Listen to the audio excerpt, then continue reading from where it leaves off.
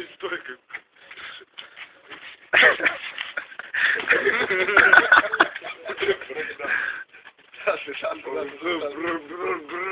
Исполняй, давай, исполняй. Тихо, тихо, тихо. Понял? Хорошо ты понял. Ладно, он эмоции.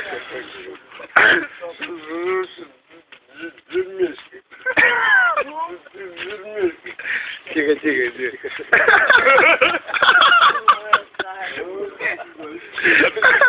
А то ты заранее подготовленный путем. Говно.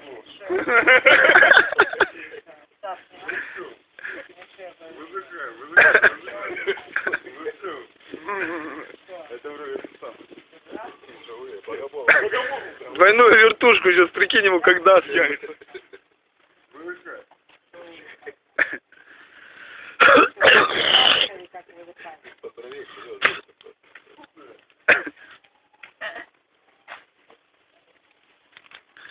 Блядь, не успел, не успел.